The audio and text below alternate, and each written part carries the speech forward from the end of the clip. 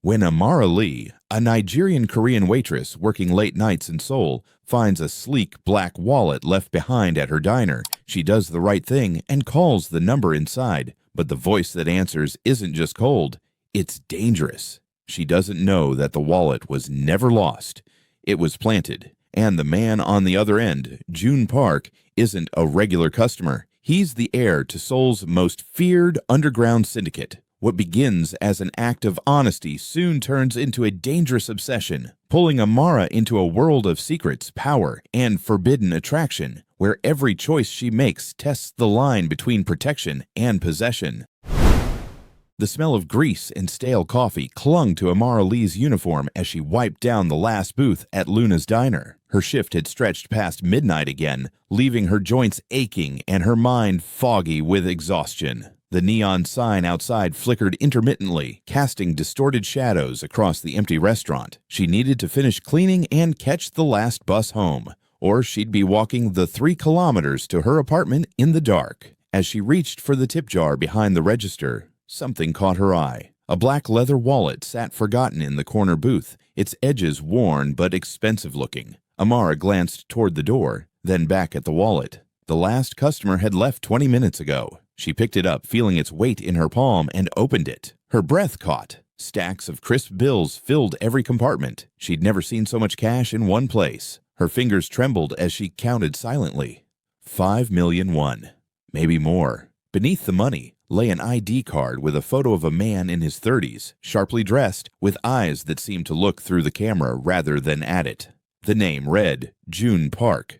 Several metallic cards with no markings accompanied it, along with a small silver emblem she didn't recognize. Amara's mind raced. Her rent was 3 weeks overdue. Her landlord had stopped accepting promises and started making threats. Her medical school tuition for the semester remained unpaid, and the administration had suspended her scholarship pending payment. This money could solve everything. She could breathe again. Study without the constant knot of anxiety in her stomach. Eat more than convenience store ramen. She stood there, wallet in hand, staring at her reflection in the darkened window. Her grandmother's voice echoed in her memory, clear as if the old woman stood beside her. Integrity is the only thing no one can steal from you, Amara. It's the only thing that remains when everything else is taken away. Her grandmother had raised her on those principles, working 3 jobs to put food on the table, never once compromising her values, even when it meant going hungry. Amara closed her eyes, feeling tears prick at the corners. Then she pulled out her phone and dialed the number listed on the rear ID card. The line rang once, twice. On the 3rd ring, a male voice answered, "Yes?" The word was cold, measured, as if the speaker had been expecting the call. "I found your wallet," Amara said, her voice steadier than she felt. "At Luna's diner on Sejong Street. I'm the waitress here. You left it in booth 7. Silence stretched between them, thick and uncomfortable. She could hear him breathing, slow and controlled. "Did you open it?" he asked. "Yes, to find the ID, to call you." "What did you see?" The question felt loaded, dangerous somehow. "Money, cards, your ID. Did you take anything?" "No." The word came out sharp, almost defensive. "I just want to return it." Another pause.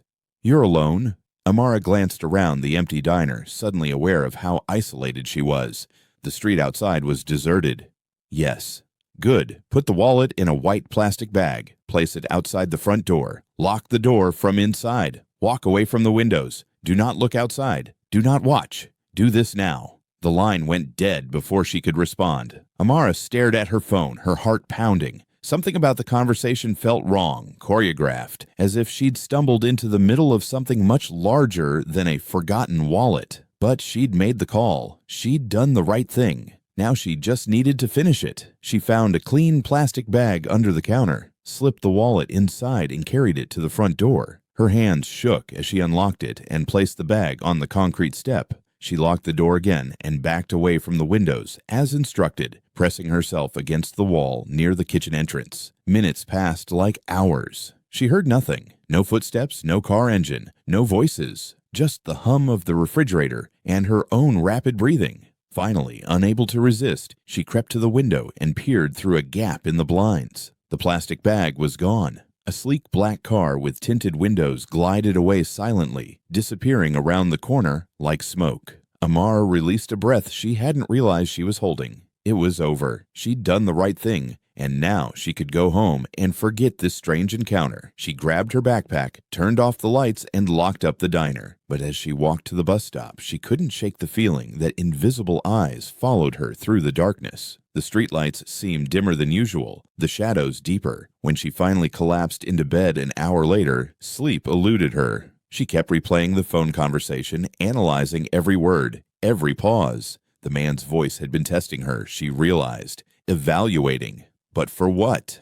The morning sun streaming through her thin curtains brought no comfort. Amara dragged herself out of bed, her body protesting every movement. She had a lecture at 9 and a shift at the diner afterward. Just another day of barely surviving. She stumbled to her door to grab the newspaper her neighbor always left in the hallway. But there was no newspaper. Instead, a thick, unmarked envelope lay on her doormat. Amara picked it up slowly, feeling its weight. Her name was written on the front in elegant handwriting. Nothing else. No return address, no stamp. Someone had delivered it by hand. She carried it inside and locked the door before opening it. Her fingers fumbled with the seal. Inside was another envelope, this one filled with cash. More cash than she'd seen in the wallet last night. She counted it twice, 3 times, unable to believe what she was seeing. 6 million won.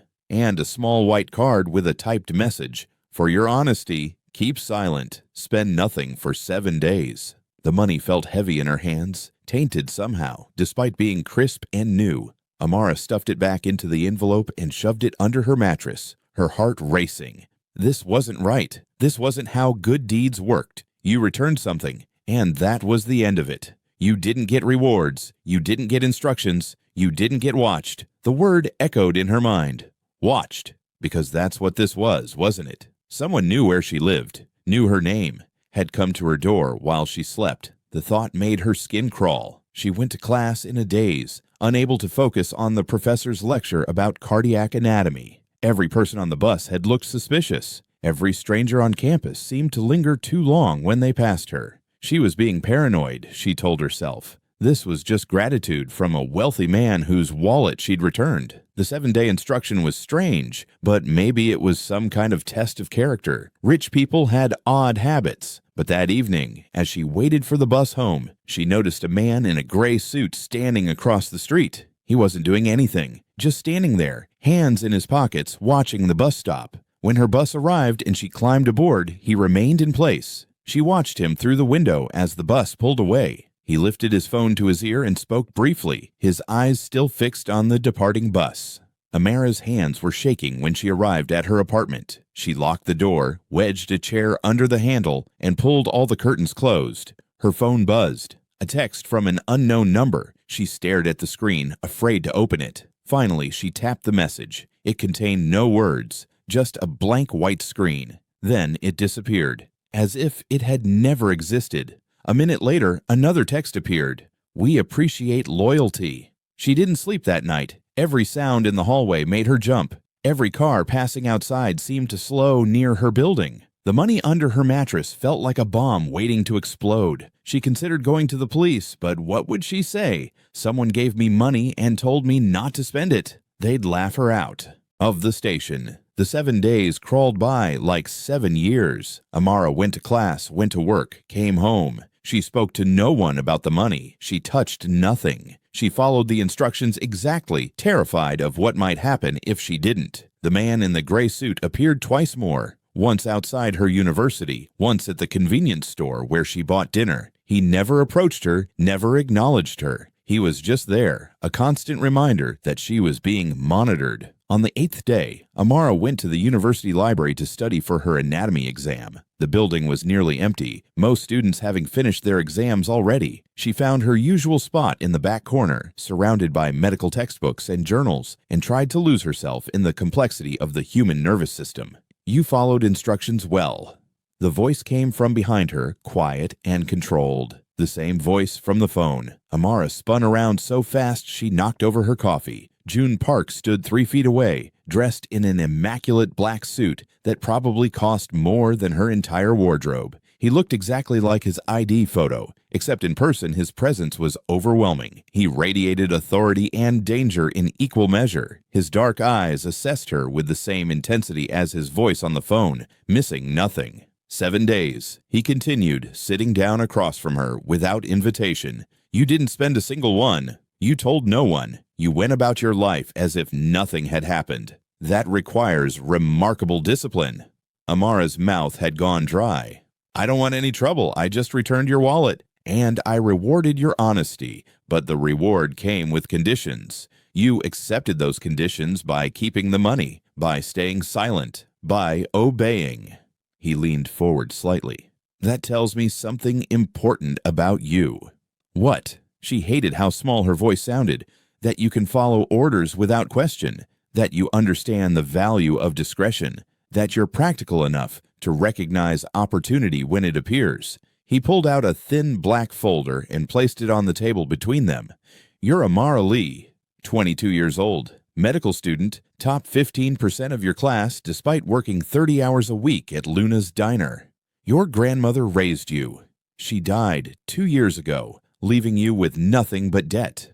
Your scholarship was suspended 3 weeks ago due to non-payment. Your landlord has filed eviction paperwork. You have 63,001 in your bank account. You eat 1 meal a day. The precision of his knowledge terrified her. Who are you? Someone who recognizes potential. He opened the folder. Inside were photographs of her. At the diner, at school, walking home, eating ramen at her kitchen table, her entire life documented and analyzed. I represent people who require certain services, medical services, specifically services that must remain completely confidential. Amara's stomach twisted. I'm not even a doctor yet, but you will be, and you already have skills that are valuable to us. He pulled out another document, this one showing her academic records, her clinical rotation evaluations, her emergency response training certification. You're calm under pressure. You learn quickly. You're resourceful. And most importantly, you understand that survival sometimes requires compromise. I don't compromise my ethics, she said, but the words felt hollow even as she spoke them. June's expression didn't change. You're 3 months from being evicted, 4 months from dropping out of medical school permanently. Your dream of becoming a doctor dies with your bank account. He slid a contract across the table. I'm offering you a solution. We pay your tuition in full. We provide a living stipend. Comfortable, not extravagant. In exchange, you make yourself available when we need medical assistance.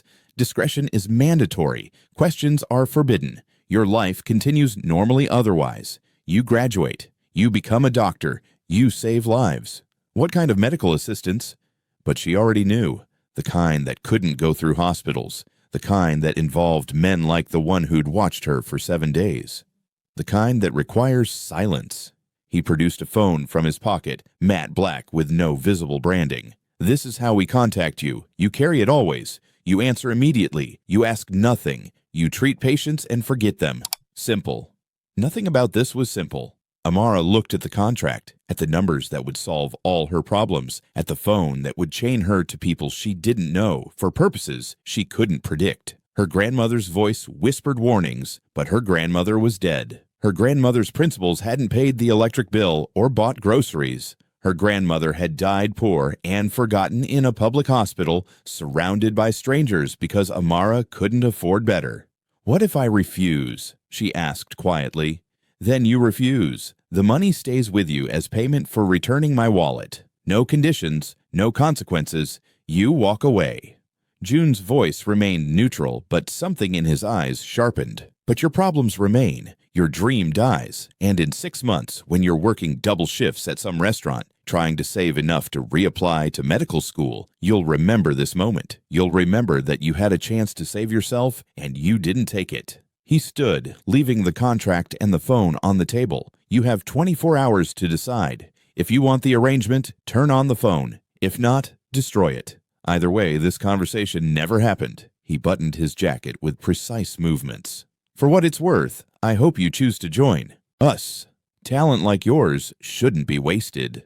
Then he was gone, disappearing between the library stacks as silently as he'd appeared. Amara sat frozen, staring at the phone and contract. Around her, the library felt too quiet, too empty. She picked up the phone, feeling its weight. It was heavier than it looked. The weight of a decision, the weight of compromise, the weight of survival. She thought about her grandmother, about integrity and honor, but she also thought about the eviction notice taped to her door, about the suspended scholarship letter, about the medical textbooks she'd had to buy used because she couldn't afford new ones, about the patients she wanted to save, the lives she wanted to change, the doctor she wanted to become. None of that happened if she dropped out. None of that mattered if she failed. Amara picked up the phone and pressed the power button. The screen illuminated, showing a single contact saved in memory. Jay. Nothing else. No apps, no internet, no games. Just that one contact waiting for her to need it or for it to need her. She went home with the phone burning a hole in her pocket. The contract lay signed in her backpack, her own handwriting sealing her fate. That night, she received a bank notification. Her tuition had been paid in full. Her rent for the next 6 months had been deposited directly to her landlord. A weekly stipend would begin Monday, enough to live on comfortably without luxury. Her problems had evaporated with the stroke of a pen, but new problems had taken their place. She couldn't tell anyone about the arrangement, couldn't explain her sudden financial stability. When her roommate asked how she'd caught up on tuition, Amara lied and said her aunt had sent money. The lie came easily, which scared her. How quickly dishonesty had become necessary. 3 weeks passed. The phone never rang. Amara began to relax, convincing herself maybe the arrangement was just insurance. Maybe they'd never actually need her. Maybe she'd graduate without ever using her medical skills for whatever dark purpose they required. She attended classes, studied hard, worked her shifts at the diner. Life felt almost normal except for the weight of the phone in her pocket, a constant reminder of the deal she'd made. Then, at 2:17 on a Thursday morning, the phone rang. The sound jolted her awake, harsh and insistent in the darkness of her bedroom. She fumbled for it, her heart already racing. The screen showed only Jay and a call waiting. She answered. Yes? Her voice cracked. A different voice this time, younger than June's but equally controlled. We need you. Location will be sent. Car arrives in 10 minutes. Bring nothing. Tell no one. No hospitals. The line went dead. A text appeared seconds later with an address she didn't recognize, somewhere in the industrial district near the river. Amara's hands shook as she dressed in dark clothes, her mind racing. This was real. This was happening. Whatever comfortable delusion she'd built over the past 3 weeks shattered completely. She grabbed a jacket and waited by the window. Exactly 10 minutes later, a black sedan with tinted windows pulled up. No license plate visible. She went downstairs, got in the back seat without a word. The driver said nothing, didn't even look at her. They drove through empty streets, the city lights blurring past like fallen stars. They arrived at what looked like an abandoned warehouse, its windows dark and broken. But when Amara was led inside, she found herself in a surprisingly clean space that had been converted into a makeshift clinic. Medical equipment lined the walls, some of it quite advanced. In the center of the room, on a metal table, lay a man covered in blood. Joon Park stood beside him, his expression grim. Gunshot wound to the upper right chest. Joon said, without preamble, bullet went through clean, but he's lost a lot of blood. We need him stabilized. Amara approached slowly, her medical training warring with her fear. The injured man was younger than Joon, maybe late 20s, his face pale and sweating. His breathing was shallow and rapid. She forced herself to move, to think like a medical student rather than a terrified girl. She checked his pulse, examined the entry and exit wounds, assessed his breathing sounds with a stethoscope someone handed her. He needs a hospital, she said. He needs blood transfusions, antibiotics, proper imaging. No hospitals. June's voice was absolute. You work with what's here or he dies. Choose. Amara looked at the supplies available. IV fluids, gauze, basic surgical instruments, some medications. Not enough for a proper trauma response, but enough to maybe keep him alive if she was skilled and lucky. She'd done her emergency rotation, had observed gunshot treatments, had practiced on simulation dummies. But this was real. Real blood, real consequences, real death if she failed. She rolled up her sleeves and got to work. Her hands steadied as training took over. She started an IV line, pushed fluids to combat shock. She cleaned and packed the wounds, working to control bleeding. The injured man groaned, semi-conscious, as she worked. Someone she didn't see held him still when he tried to move. She lost herself in the procedure, in the rhythm of treatment, in the desperate focus required to save a life with inadequate resources. Time became meaningless. Minutes or hours could have passed. Finally, his vital signs stabilized. His breathing evened out. His color improved marginally. Amara stepped back, exhausted, her arms and scrubs covered in blood. The man would live, at least for now. He needed real medical care, but she'd bought him time. Joon studied her with those unreadable dark eyes. "You did well." He handed her a towel, then a bottle of water.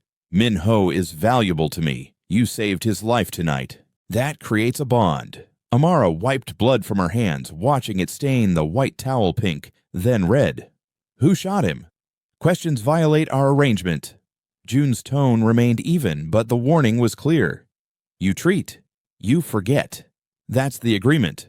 She nodded mutely, suddenly feeling the weight of what she'd done. She'd performed medical procedures without oversight, without license, on a gunshot victim without reporting it to authorities. She'd crossed a line she could never uncross. The clean-cut student who returned wallets had disappeared somewhere between the phone call and this moment. Someone else stood in her place now, someone with blood under her fingernails and secrets in her eyes. "The car will take you home," Joon said. "Burn those clothes, shower thoroughly. Tomorrow you'll receive payment. And remember our most important rule." He stepped closer, his voice dropping. "Your silence keeps you alive. Their silence keeps you alive. Silence is survival. Never forget that."